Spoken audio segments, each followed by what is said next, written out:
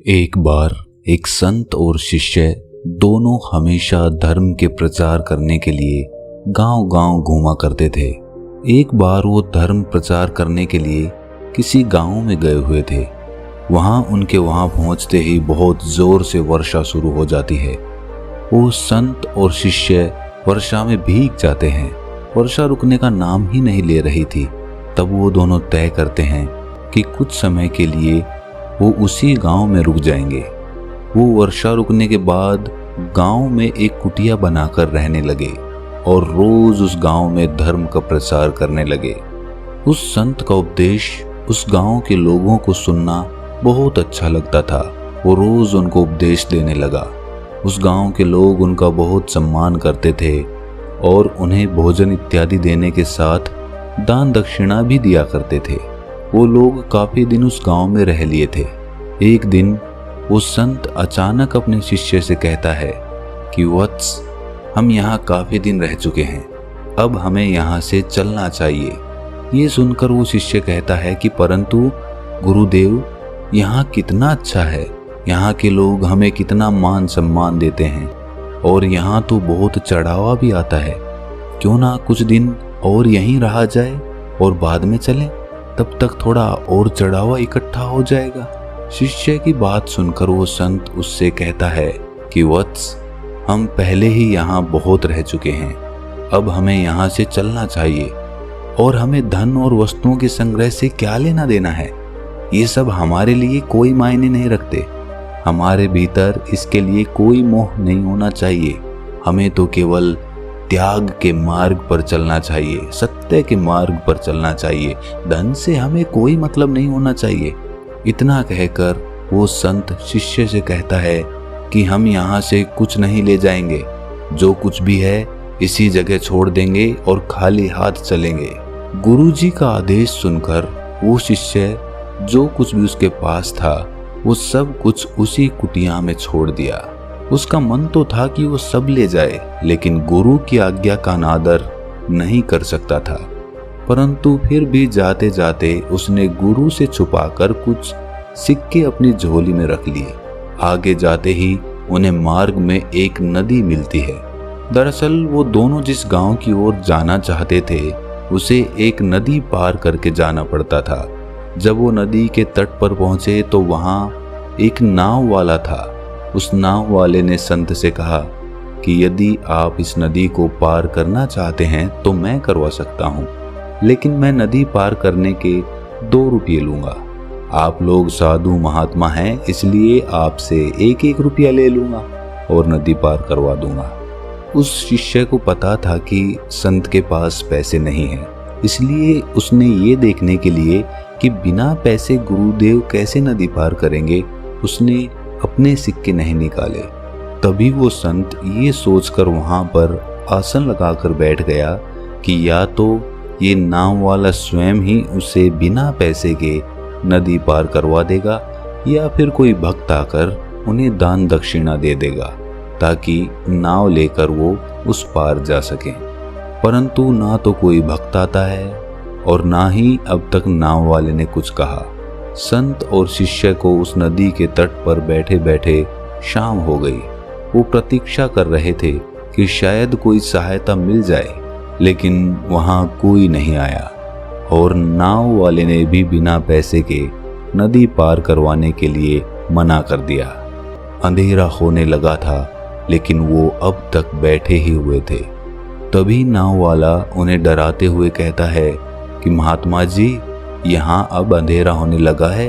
यूं इस तरह रात में यहाँ रुकना खतरे से खाली नहीं है। आप लोगों को यहाँ नहीं रुकना चाहिए। आप दोनों के लिए यही उचित होगा कि आप यहाँ से नदी पार करके अपने सही स्थान पर पहुँच जाएं, या फिर जहाँ से आए थे वापस वहीं चले जाएं, वरना कुछ भी हो सकता है। मैं भी रात में अपनी नाव लेके यहाँ से लौट जाऊंगा। आपके लिए बेहतर यही होगा कि आप चले जाएं।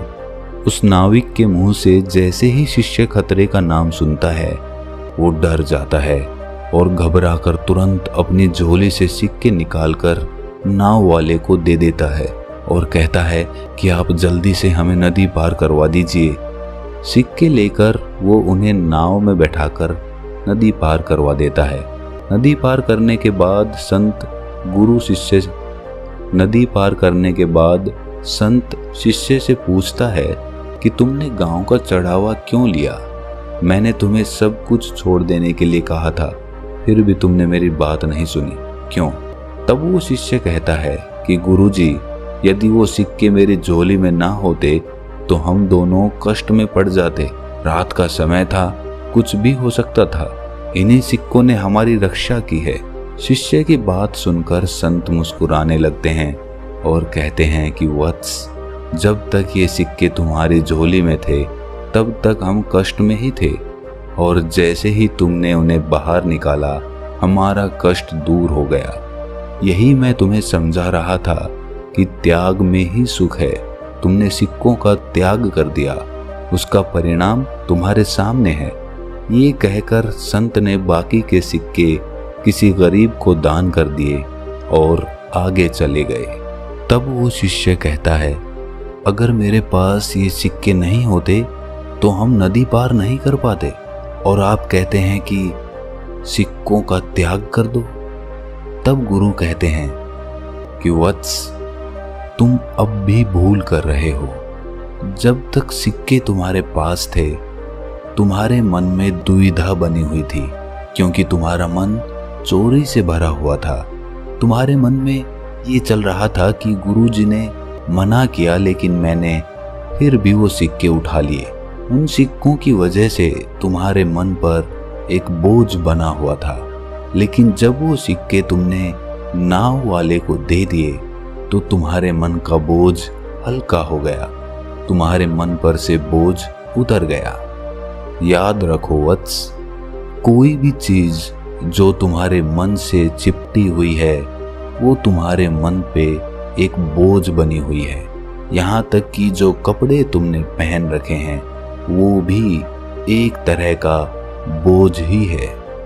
जब तुम ये अनुभव करोगे कि तुम बिल्कुल खाली हो, तुम खाली हाथ आए थे और खाली हाथ ही जाओगे, तब तुम्हारे मन में त्याग पैदा होगा, और वो त्याग तुम्हारे मन के सभी बोझों को खत्म कर देगा, और तुम्हारा मन एक दर्पण की तरह तुम्हारी आंखों में दिखने लग जाएगा। दोस्तों, हमने भी अपने जीवन में ये कई बार अनुभव किया होगा, जैसे कि जब हम घूमने जाते हैं और अपना कोई साधन साथ ले जाते हैं, जैसे कि बाइक या गाड़ी, तो हमारे अंदर घूमते वक्त ये चिंता लगी रहती है कि मेरी बाइक मैं कहाँ खड़ी करूं, या फिर जहाँ पे मैंने अपनी बाइक खड़ी की है वो सुरक्षित होगी या नहीं होगी, कहीं उसकी चोरी तो नहीं हो गई होगी। उसकी वजह से हम घूमने का पूरा आनंद ही नहीं ले पाते हैं। लेकिन जब हम बिना किसी साधन के घूमने जाते हैं तो हमारे मन पर कोई बोझ नहीं होता, ना ही हमें कहीं पहुंचने की जल्दी होती और ना ही कहीं देरी होने का डर होता है। इसीलिए अगर अपने मन का बोझ कम करना है तो कम से कम वस्तुएं अपने साथ सफर पर ले जाओ, और अपने मन से तो कोई भी चीज मत बांधो, चाहे कोई चीज कितनी ही प्यारी क्यों ना हो, लेकिन तुम्हारा मन उससे बंधा हुआ नहीं होना चाहिए, तभी तुम्हारा मन आजाद रह सकता है। तो दोस्तों, अगर ये कहानी आपको थोड़ी सी भी ज्ञानवर्धक लगी तो इसे अपने सगे संबंधियों, अपने दोस्तों और अपने मित्रों के साथ शेयर ज़रूर करना। और हाँ, ऐसी ही कहानियाँ सुनते रहने के लिए हमारे चैनल को सब्सक्राइब करना ना भूलें।